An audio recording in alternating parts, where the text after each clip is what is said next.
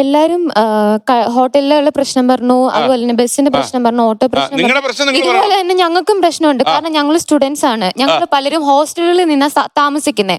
അവിടെ ഫുഡിന്റെ അവൈലബിലിറ്റി കുറഞ്ഞു. ഈ ഗ്യാസിന്റെ പ്രശ്നം കാരണം ഞങ്ങൾക്ക് ഫുഡ് അവൈലബിലിറ്റി ഇല്ല. അപ്പൊ ഹോസ്റ്റലുകൾ അടച്ചു. ഹോസ്റ്റലുകൾ അടച്ചപ്പോ ഞങ്ങൾക്ക് ക്ലാസ്സിൽ പോയി ഞങ്ങൾ എവിടുന്ന് ഫുഡ് കഴിക്കും? ഹോട്ടലിൽ പോയി കഴിക്കാൻ പറ്റുമോ? എത്ര രൂപ ഹോസ്റ്റൽ ഫീസ് കൊടുക്കണം? കാരണം ഞങ്ങൾ അക്കോമഡേഷൻ വെക്കേറ്റ് ചെയ്ത് മാറുന്നില്ല.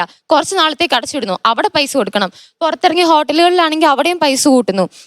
ഇതുപോലെ തന്നെ ഇപ്പം സാറ് പറഞ്ഞൊരു കാര്യമുണ്ട്, കോർപ്പറേറ്റിൽ ടാക്സ് കൂട്ടുന്ന ഒരു കാര്യം. എൻ്റെ ഒരു സംശയമായിട്ട് ഞാൻ ചോദിക്കുന്നത്, ഇപ്പോൾ ഫോർ എക്സാമ്പിൾ അങ്ങനെ ഒരു കോർപ്പറേറ്റ് സ്ഥാപനം ടാക്സ് കൂട്ടുവാണെങ്കിൽ അതേസമയം അവർ അവരുടെ ഇൻകത്തിന് വേണ്ടി അവർ കസ്റ്റമേഴ്സിനെ വീണ്ടും അവരുടെ കയ്യിൽ നിന്ന് വാങ്ങിക്കുന്ന എമൗണ്ടും കൂട്ടുക ചെയ്യുന്നത്.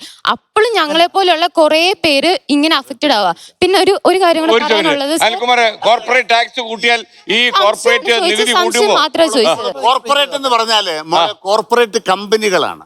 നിങ്ങളുടെ സ്ഥാപനങ്ങളൊന്നും കോർപ്പറേറ്റുകളല്ല. ഒരു സ്കൂൾ മാനേജ്മെന്റ് കോർപ്പറേറ്റ് മാനേജ്മെന്റ് കമ്പനികളെ ഉദ്ദേശിച്ചത് അല്ലേ? കമ്പനികളെ Ambani, Adani,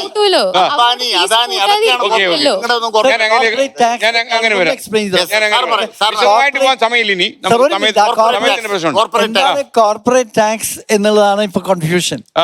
corporate tax is a tax on the profits of corporates. ഈ പ്രോഫിറ്റ് ഉണ്ടാക്കുന്ന കോർപ്പറേറ്റ്സിന്മേൽ ഗവൺമെന്റ് ഇമ്പോസ് ചെയ്യുന്ന ടാക്സ് ആണ് കോർപ്പറേറ്റ് ടാക്സ്. അതാണ് സാറ് പറഞ്ഞതിനോട് ഞാൻ പൂർണ്ണമായി യോജിക്കുന്നുണ്ട്. കാരണം ലാഭം കുറഞ്ഞ സമയത്ത് കോവിഡിന്റെ സമയത്ത് ലാഭം കുറഞ്ഞപ്പോൾ 22% 22% ഈ കോർപ്പറേറ്റ് കമ്പനികളുടെ നികുതി കുറച്ചു. അപ്പൊ അതാണ് പറയുന്നത്, അത് കുറച്ചത് കൂടണം എന്നാണ് പറയുന്നത്.